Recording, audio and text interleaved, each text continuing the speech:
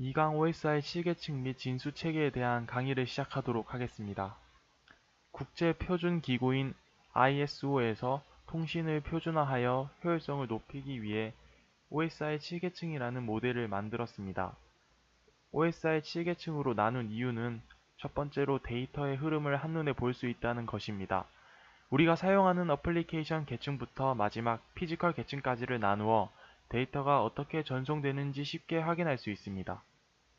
두 번째로 문제가 발생할 경우 해결하기가 편리하다는 것입니다. 네트워크에서 문제가 발생한다면 이 문제를 7개의 작은 문제로 나누어서 문제를 해결하면 훨씬 쉽다는 것입니다. 즉 예를 들어 PC방에서 배틀그라운드를 하는데 인터넷이 끊어진다면 이때 PC방 주인은 모든 PC가 그런 것인지 해당 PC가 그런 것인지 확인할 수 있습니다. 만약 모든 PC가 인터넷이 안 된다면 그것은 어떤 문제일까요? 그건 아마도 PC방의 인터넷 접속에 문제가 있다고 볼 수 있습니다. 즉, 피지컬 계층의 문제라고 볼 수 있습니다. 이렇듯 우리가 모르는 사이에 벌써 이렇게 OSI 7계층을 사용하고 있는 것입니다. 참고적으로 인터넷 네트워크가 접속이 안 될 경우 먼저 본체 뒤에 랜선이나 062 선 연결 여부를 확인하시게 되는데 그 이유는 1계층과 2계층은 사람이 직접 개입하여 네트워크를 구성하므로 실수로 인한 문제가 발생할 확률이 다른 계층에 비해서 높기 때문입니다. 세 번째로 표준화를 통하여 수많은 네트워크 회사와 장비들이 다르다 하더라도 표준화된 OSI 모델을 사용한다면 상호 호환이 가능하여 데이터를 주고받을 수 있다는 점입니다. 다음으론 OSI 7계층에 대해서 상세히 알아보도록 하겠습니다. 어플리케이션 레이어는 사용자 응용 계층으로 우리가 실제로 컴퓨터를 사용하면서 직접 보고 실행하는 계층입니다. 어플리케이션 계층에서는 많은 프로토콜이 있는데 대표적으로 웹서버와 사용자의 인터넷 브라우저 사이에서 사용되는 HTTP, 파일을 전송하고 받을 수 있는 FTP, 이메일 송수신하는 SMTP, 수신하는 POP3, 네트워크에서 도메인이나 호스트 이름을 숫자로 된 IP 주소로 해석해주는 DNS, IP를 다이나믹하게 할당해주는 DHCP와 같은 프로토콜이 있습니다. 다음으론 여섯 번째 계층 프레젠테이션 레이어입니다. 응용 프로그램이나 네트워크를 위해 데이터를 표현하는 방법을 나타내는 계층입니다. 표현층에 세 가지 기능이 있는데 첫 번째로 코딩과 컨버전, 이 기능은 인코딩과 디코딩처럼 데이터를 변환하는 것입니다.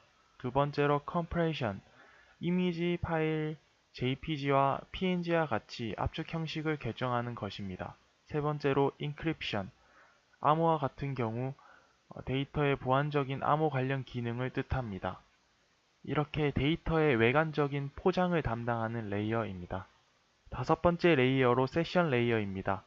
사용자 연결 지향적 서비스를 제공하고 온라인 게임 접속 시 세션이 끊겼습니다 라는 말을 한 번쯤은 들어보셨을 겁니다.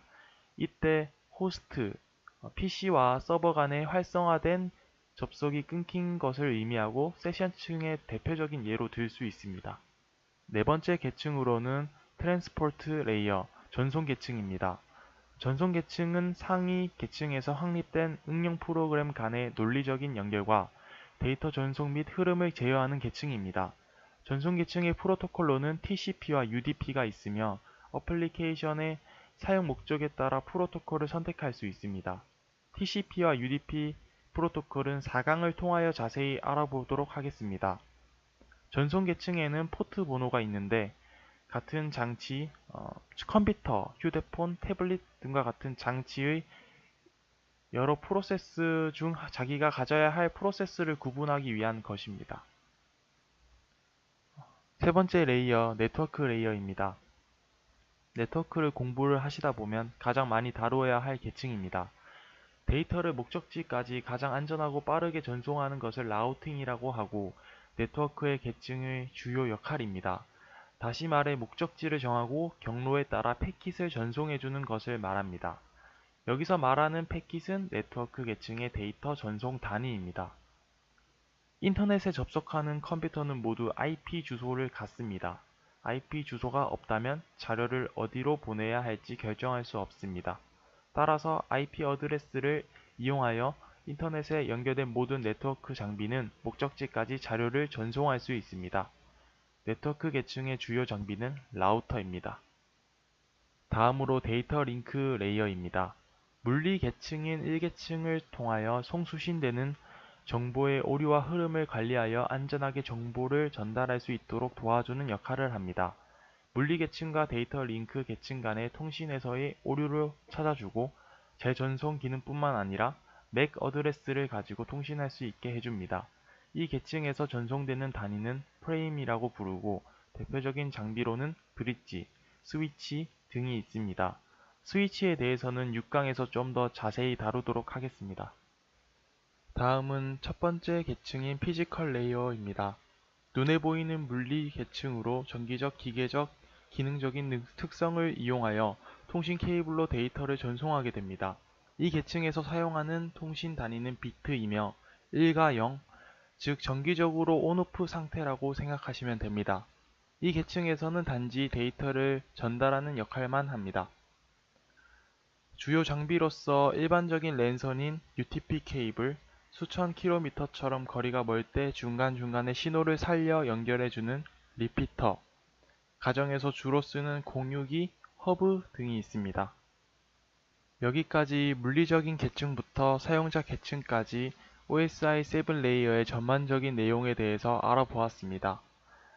하위 계층부터 상위 계층까지 올라갈수록 점점 사용자와 가까워지고 내려갈수록 하드웨어적인 컴퓨터에 가까워지는 것을 느낄 수 있었습니다. 다음으로 진수 체계에 대해서 간단하게 알아보겠습니다. 사람은 수를 0부터 9까지 표현하는 십진수 체계에 익숙하지만 컴퓨터는 십진수 정보를 이진수로 처리합니다. 이진수는 0과 1 조합으로 마치 전기 온오프와 같은 역할로 컴퓨터가 알아들을 수 있는 숫자입니다. 십진수는 우리 모두가 알 수 있고 현재 사용하고 있는 0부터 9까지의 숫자를 의미합니다. 16진수는 0부터 9 숫자 10개와 A부터 F 문자 6개를 추가해 수를 표현하는 방식입니다. 16진수를 알아야 하는 이유는 컴퓨터 주소 체계를 표현하기 편하기 때문입니다. 32비트 기준으로 10진수보다 16진수를 사용하면 표현하는 숫자가 적어지기 때문에 사용자가 보기 편하게 16진수를 사용하게 됩니다. 이상으로 이번 강의 2강을 마치도록 하겠습니다.